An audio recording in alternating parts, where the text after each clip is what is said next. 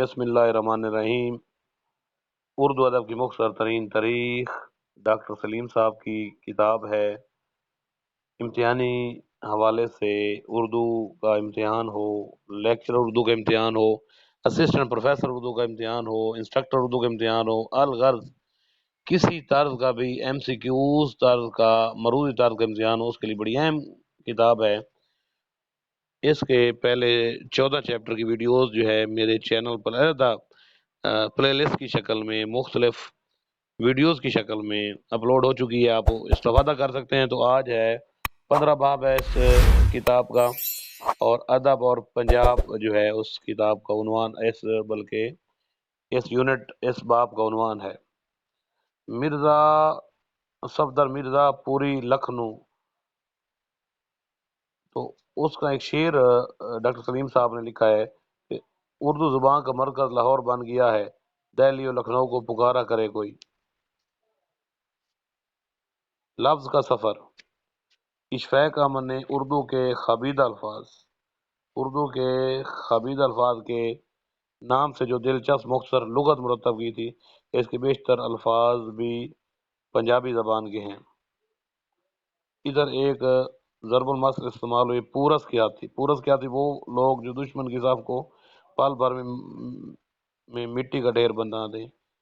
یہ راجہ پورس کیا تھے جو سکندر یونان کا سکندر اعظم تھا، اس کے خلاف جو ہے راجہ پورس نے اپنے ہاتھوں کے خلاف جنگ کی تھی، ساتھ مل کر جنگ کی تھی، اور بعد میں اس کو شکست ہوئی تھی۔ اور شکست کے بعد، لیکن شکست ہوئی تھی اور راجہ پورس جو تھے اس کے ہاتھی نے اس کا بڑا ساتھ دیا تھا، ہر جنگ میں اس کے ساتھ ساتھ ہاتھی لڑے تھے۔ جب راجہ پورس کو شکست ہوئی تو سکندر اعظم نے اس سے پوچھا کہ بتاؤ میں تمہارے ساتھ کیا کروں؟ تو اس نے جواب دیا، وہی جو ایک بادشاہ دوسرے بادشاہ کے ساتھ کرتا ہے۔ تو یہ تھا پورس کیا تھی ضرب المثل۔ حافظ محمود شیرانی نے پنجاب میں اردو ایک تصنیف لکھی ہے جس کا حوالہ ڈاکٹر شفیق انجم کی مرتبہ مصنوعی گلزار نقد ہے۔ اس میں دیوان غلام علی محی الدین نے 1726 عیسوی کو تحریر کیا ہے۔ آپ صفحے کے آخر پر جاتے ہیں۔ سر سید احمد خان کی سارے ہندوستان نے مخالفت کی، مگر اہل لاہور نے اسے ان کو گرم جوشی سے ان کا استقبال کیا۔ جب وہ لاہور میں آئے تھے تو خوش ہو کر انہوں نے زندہ دلانے پنجاب کے خطاب سے نوازا۔ یہ بھی پیپر میں پوچھا جا چکا ہے کہ لاہور والوں نے کس کو زندہ دلانے پنجاب کے خطاب سے نوازا تھا؟ وہ سر سید احمد خان۔ دبئی،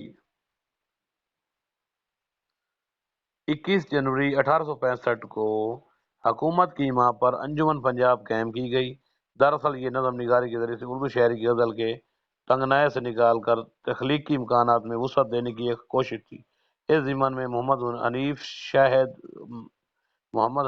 کا ایک مقالہ ہے، نواب شیخ غلام محبوب سبحانی اور انجمن پنجاب اور انجمن اتحاد کے مشاعرے میں، یہ معلومات انہوں نے فراہم کی ہے۔ اس میں جہاں تک انجمن پنجاب لاہور کا تعلق ہے تو اس کا قیام 21 جنوری 1865 میں ہوا، اور مشاعروں کا تعلق ہے تو انجمن مشاعرہ 8 مئی 1874 کو یہ قائم ہوئی مشاعرہ کے ساتھ۔ ان مشاعروں میں اردو اور فارسی کی جو غزلیں پڑھی جاتی تھیں انہیں رسالہ انجمن مشاعرہ بیت العلوم پنجاب المعروف گلدستہ انجمن میں شائع کیا جاتا تھا۔ اس طرح انجمن پنجاب لاہور کے طرحی مشاعروں کی غزلیں گلدستہ انجمن نامی رسالہ میں شائع ہوتی تھی، اور انجمن نامی رسالہ جو تھا اس کے مدیر جو تھے محمد حسین آزاد تھے، اور محمد حسین آزاد جو ہیں وہ انجمن پنجاب کے روح اور رواں تھے۔ عالی بھی ان دنوں لاہور میں تھے، انہوں نے بھی انجمن کے مشاعروں کے لیے نظمیں لکھی۔ ماہانہ مشاعرہ میں مصرع طرح کے برعکس نظم لکھنے کے عنوان حب وطن، برسات، امن دیا جاتا تھا۔ اس 10 مشاعروں کے بعد ملک گیر مخالفت کی بنا پر یہ سلسلہ ختم کر دیا گیا، لیکن ان مشاعروں نے نظم نگاری کا شوق پیدا کر دیا۔ یوں پنجاب میں غزل کے ساتھ ساتھ نظم نگاری بھی فروغ پاتی رہی۔ اپریل 1901 میں سر عبدالقادر نے لاہور سے مقدن کا اجرا کیا۔ اس کے پہلے شمارے میں علامہ اقبال کی نظم ہمالہ شامل ہوئی۔ مقدم کے بعد ہمایوں، نرنگے خیال، رومان، شاہکار، عالمگیر، ادبی دنیا جیسے جرائد کا اجرا ہوا۔ ان سب نے نہ صرف یہ کہ پنجاب کے تخلیقی کاروں کو اردو دنیا سے متعارف کرایا، بلکہ پنجاب میں بھی اردو زبان و ادب کے فروغ کے لیے سازگار فضا پیدا کر دی۔ پنجابی غزل کے بارے میں بات ہو جائے تو اس صفحے کے آخر پر یہ جو اہم سوال ہے، سب سے پہلے اختر شیرانی نے اردو ماہیہ کا تجربہ کیا۔ اردو ماہیہ کا ترجمہ کس نے کیا؟ اختر شیرانی نے۔ تازہ کام ڈاکٹر طاہر سعید ہارون کے ماہیوں کا مجموعہ ماہیہ رے ماہیہ یہ جو ہے۔ پنجاب میں فکشن کے بارے میں بات ہو جائے تو یہ ادھر سے چلتے ہیں۔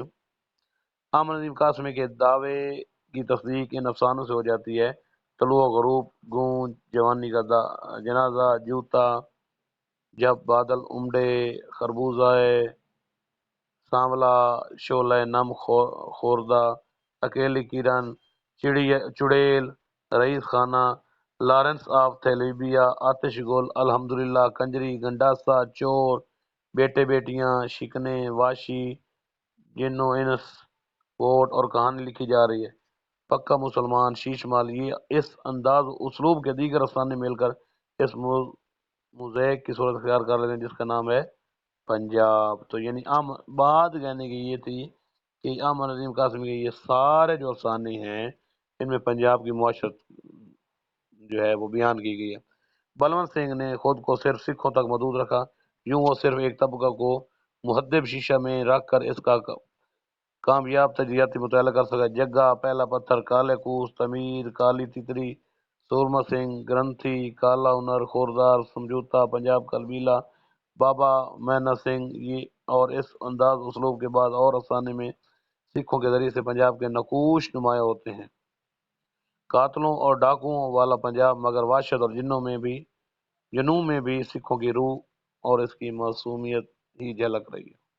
راجندر سنگھ بیدی نے اگرچہ بطور خاص سکھوں کو تو موضوع نہ بنایا، مگر ایک چادر میلی سی میں اس نے سکھوں کے معاشرے کے حوالے سے چادر ڈالنے یعنی جوان بیوہ بھاوج سے دیور کی شادی پر کے بارے میں دلچسپ طویل افسانہ قلم بند کیا ہے۔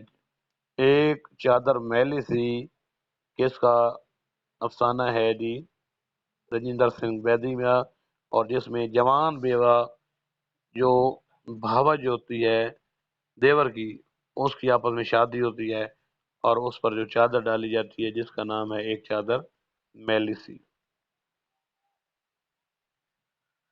پنجاب کے حوالے سے اور بھی کام ہوا ہے، جیسے جمیلہ ہاشمی کا ناول روحی، غلام الثقلین نقوی کا ناول میرا گاؤں اور فرخندہ لودھی کے بعد افسانے بھی مشہور ہیں۔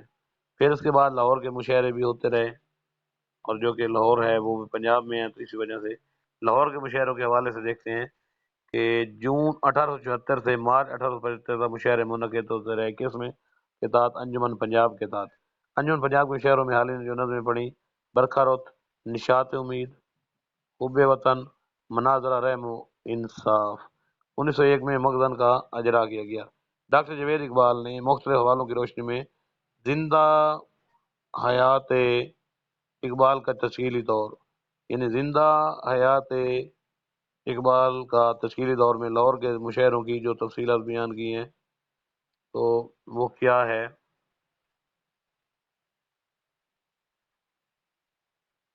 تو یہ مشاعرے ہوتے تھے، یہ تھوڑی اس کے بارے میں ڈیٹیل ہے۔ اقبال مشاعروں میں، اب یہ کیونکہ اہمیت کا حامل یہ سرخی تھی، اس لیے میں نے اس کے سوال جو ہے وہ ہائی لائٹ کیے ہیں۔ اقبال لاہور کے کسی مشاعرے میں شریک نہ ہوئے تھے، لیکن نومبر 1895 کی ایک شام ان کے چند ہم جماعت انہیں کھینچ کر حکیم امین الدین کے مکان پر اس مجلس مشاعرے میں لے گئے۔ مشاعرے میں ارشد گورکانی حسب عادت موجود تھے۔ لاہور میں غالباً پہلی مرتبہ اقبال نے مشاعرے میں اپنی غزل پڑھی۔ جب آپ اس شعر میں پہنچے تو موتی سمجھ کے شان کریمی نے چن لیے، موتی سمجھ کے شان کریمی نے چن لیے، قطرے جو تھے میرے عرق انفال کے۔ تو ارشد بے اختیار ہو کر داد دینے لگے اور انہیں محبت اور قدردانی کی نگاہ سے دیکھا۔ اس غزل کا مقطع جو اس وقت اقبال نے پڑھا، ولی دلی اور لکھنؤ کی زبان کے جھگڑوں پر ان کے خیالات کی عکاسی کرتا ہے۔ تو کیا ہے جی؟ اقبال لکھنؤ سے نہ دلی سے ہے غرض، اقبال لکھنؤ سے نہ دلی سے ہے غرض، ہم تو اسیر ہیں خم زلف کمال کے۔ صفحے کے اینڈ پر چلتے ہیں جی۔ بعد میں انجمن کشمیری مسلمان لاہور اور پھر انجمن حمایت اسلام سے بھی اقبال کا تعلق قائم ہو گیا، اور ان کے جلسوں میں کیا ہے جی، جلسوں کے تحت جو ہے تحت لفظ اور ترنم سے نظمیں سننے لگے۔ انجمن حمایت اسلام کے جلسوں کے لیے علامہ نے بعض یادگار نظمیں لکھی: نالہ یتیم کے درد دل، ایک یتیم کا خطاب ہلال عید سے، خیر مقدم اور دین و دنیا، زبان حالی یا اسلامیہ کالج کا خطاب پنجاب کے مسلمانوں سے، فریاد امت، تصویر درد۔ انجمن اقبال انجمن حمایت اسلام سے انتظامی امور کے لحاظ سے وابستہ رہے۔ یورپ سے واپسی کے بعد بھی انجمن کے سالانہ جلسوں کے لیے نظمیں لکھنے کا رواج یہ سلسلہ جاری رہا۔ شکوہ، شمع شعر، ارتقاء مرد آزاد، خضر را، طلوع اسلام جیسی نظمیں جو ہے نا وہ بھی لکھی۔ پنجابی مشاعرے، تو یہ بات جو ہے نا، اس کے بعد کچھ پنجابی مشاعرے بھی ہوتے رہے۔ تو آج یہ چیپٹر بھی اپنے اختتام کو پہنچا ہے۔ اس کو بتانے کے لیے مجھ سے کوئی کمی کوتاہی ہو گئی ہو یا کوئی اہم سوال میں نے آپ کو نہ بتا سکا ہوں، تو آپ جو ہے ضرور اپنی آراء کا اظہار کیجیے گا، کیونکہ یہ اردو ادب کی مختصر ترین تاریخ سے اہم سوال لیے گئے ہیں۔ کیونکہ نام ہے اردو ادب کی مختصر ترین تاریخ، تو میں نے اس کو مزید مختصر کر دیا ہے، اس کے اہم سوال ہائی لائٹ کر دیے ہیں اور آپ کو آپ کے حوالے کر دیے ہیں۔ اب آپ کی یہ مرضی ہے کہ ان سوالوں کو نوٹ کریں، ذہن نشین کریں، جس طرح جو ہے کریں، بہرحال ذہن نشین کریں۔ اگر آپ اردو کے طالب علم ہیں، اردو کی پیاس بجھانا چاہتے ہیں، اردو ادب کی پیاس بجھانا چاہتے ہیں، تو یقیناً یہ ویڈیو آپ کے لیے اہمیت کی حامل ہوگی۔ تو اپنا ڈھیر سارا خیال رکھیے گا، رب رکھا۔